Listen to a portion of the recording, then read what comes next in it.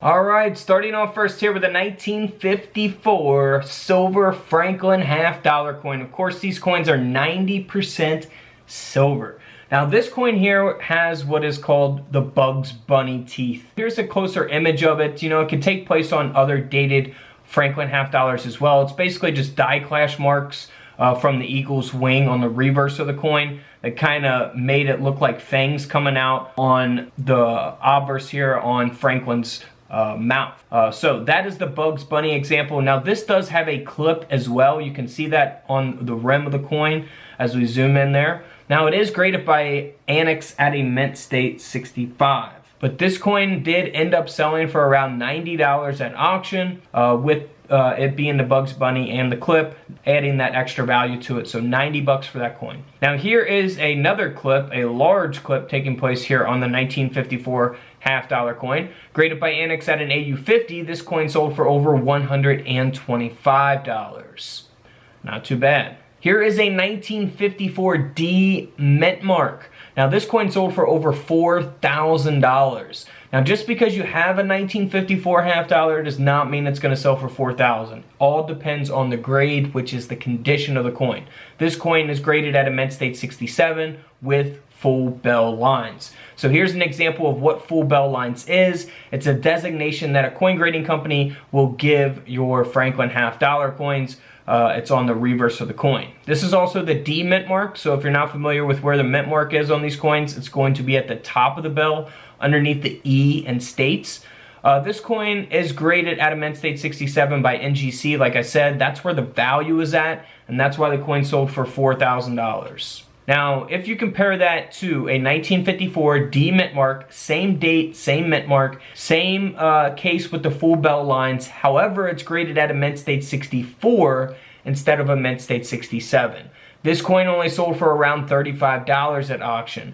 Big difference in values, even 3 grades lower. You know, one grade can make a huge difference in values depending on the grade population of the coin. How many exist at a certain grade or condition. So only around 35 bucks for that coin. Now here's what you want to look for on the D mint mark. You want to look for a repunched D mint mark on the 1954 Franklin half-dollar coins. You can look for that with your coin loops, coin microscopes. I have those on couchcollectibles.com. Now here's another Bugs Bunny example of the Franklin half-dollar, but this is graded by PCGS at a mint state 67 with full bell lines, and this is the no mint mark. So we looked at the D mint mark before. This is the no mint mark, and this coin sold for over $9,000. 9 grand with some nice natural toning to the coin as well. Now here's a 1954 half-dollar that has a mint error here on the reverse of the coin. As we zoom in there, you can see that lamination error.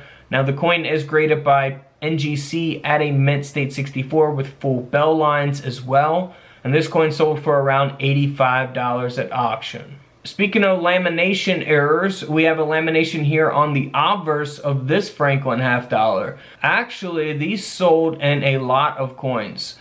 So we got different laminations here. We have another lamination here on the obverse of this Franklin half-dollar, which sold with the last coin. As we zoom in there, you can see that. And then also we have a lamination on the obverse with this 1957 half-dollar. And again, we can see that there on the front of the coin, the obverse of the coin. So $85. Now here's a 1954 Bugs Bunny, mint state 63 grade. So big difference in values here because the other coin was graded at a very high mint state grade. This is at a 63. And this coin only sold for around $33 at auction, graded by Tiffanys. So keep in mind when you're grading these coins, you want to look up the grade population before you do so, because you could waste a lot of money if you're trying to get a high mint state grade and your coin's only, you know, at a 63. You know, not worth sending something like this in to have graded if it's only going to get you $33.